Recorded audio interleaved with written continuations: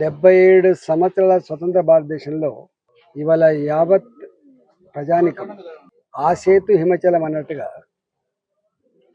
మోడీ గారిని విశ్వసించని, మోడీ గారిని ప్రేమించని మనిషి ఉన్నాడు ఇలా దేశంలో. మోడీ గారు అనేక సందర్భాల్లో పేదరికం చవిచూసిన వాడిని, పేదల జీవితాన్ని చదువుకున్న వాడిని.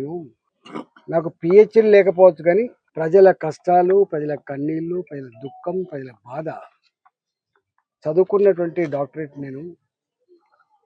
ఈ దేశంలో ఏ అంబేద్కర్ గారు అయితే ప్రపంచంలోనే గొప్ప రాతపూర్వకమైన రాజ్యాంగాన్ని అందించిండో, ఆ రాజ్యాంగం అన్ని వర్గాల ప్రజల, అన్ని జాతుల ప్రజల అవసరాన్ని తీర్చేదిగా, ఆకలి తీర్చేదిగా ఉండాలని చెప్పిండు అంబేద్కర్. ఇవాళ ఆయన రాసిన రాతకు ఇవాళ మోడీ గారు అనుసరిస్తున్నటువంటి పద్ధతికి సరిగ్గా సరిపోతుంది.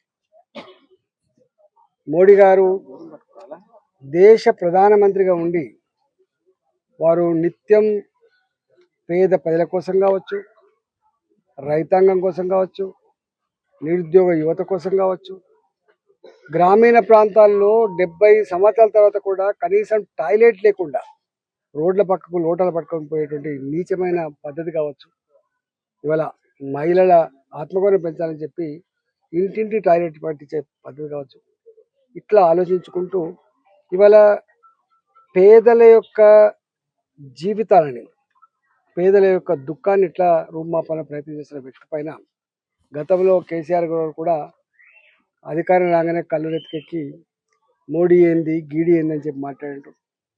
మోడీ ఏం ముఖం పెట్టుకొని తెలంగాణకు వస్తారని చెప్పి మాట్లాడిండు. ఇవాళ ఒకవైపు ఢిల్లీకి పోయేమో రేవంత్ రెడ్డి గారు మా పెద్దన్న కేంద్ర ప్రభుత్వ సహకారం కావాలని చెప్పి కోరుతాడు. ఇక్కడికి వచ్చి మాత్రం ప్రగల్భాలు పలుకుతాడు.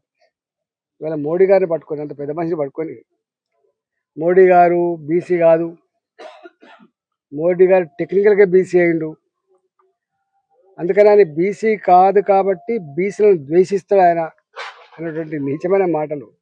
సరే ఏం కాలం నీకు, పోయే కాలం అయింది ఏమన్నా? గంత పెద్ద మహనీయుడు ఇవాళ ఆయన ఒక బీసీలకో, ఒక ఎస్సీలకో, ఒక ఎస్టీలకో, ఒక ఓసీలకు సంబంధించిన వ్యక్తి కాదు. భారత జాతి ఆత్మగౌరవాన్ని ప్రపంచ చిత్రపటం మీద ఆవిష్కరిస్తున్నటువంటి మహనీయుడు మోడీ గారు. నిన్ననే చూసినాం, ఇవాళ అమెరికాలో అమెరికన్ ప్రెసిడెంట్ తానే స్వయంగా కుర్చీ లాగి కూర్చోబెట్టి సంతకం పెట్టిన తర్వాత మళ్ళీ కుర్చీ చేసిన గౌరవం ఇలా దక్కించుకున్న దేశం మన దేశం.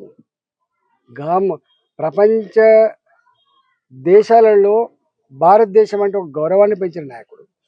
భారత గడ్డ బిడ్డ, భారత జాతి బిడ్డ అమెరికాలో ఉన్న, లండన్లో ఉన్న, దుబాయ్లో ఉన్న, ఇవాళ జర్మనీలో ఉన్న ఆమె ఇండియన్ అని చెప్పి గల్లెగరేసి చెప్పుకున్నటువంటి స్థాయికి తెచ్చిన మోడీ గారిని పట్టుకొని ఇవాళ మీరు కూట్ల రాయి తేలినోడు ఏట్ల రాయి తీసినట్టుగా ఇక్కడ నువ్వు పాలించే సత్తా లేక, ఇక్కడ ప్రజలకు ఇచ్చిన వాగ్దానాలను పరిష్కరించే దమ్ము లేదు. కానీ ఇవాళ గాయన గురించి ఉట్టికి ఎగరలేనమ్మా ఆకాశానికి ఎగిరినట్టుగా నువ్వు మోడీ గారి మీద మాట్లాడితే సూర్యుని మీద ఉమ్మేసినట్టు అవుతుంది బాబు.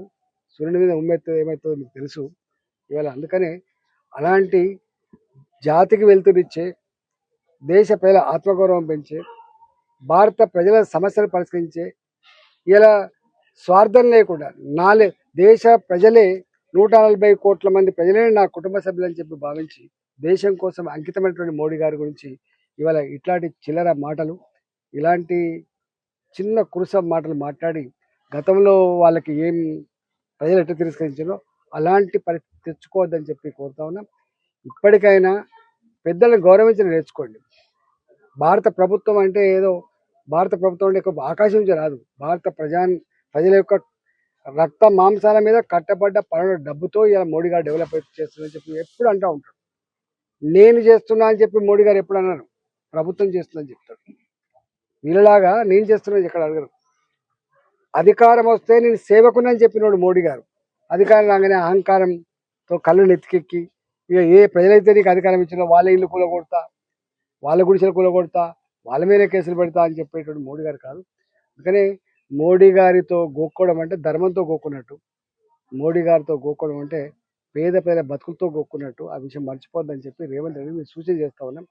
చేసుకో వట్టిగా ఆ క్షణానికి నలుగురు సపోర్ట్ కొట్టడానికి కోసమే మాట్లాడడం అయితే ఆ సపోర్ట్ కొడతారు. కానీ తర్వాత దాని పర్యవసానం ఏందో గత ప్రభుత్వానికి అర్థమైంది. నీకు కూడా అర్థమైందని చెప్పి హెచ్చరిస్తున్నాను.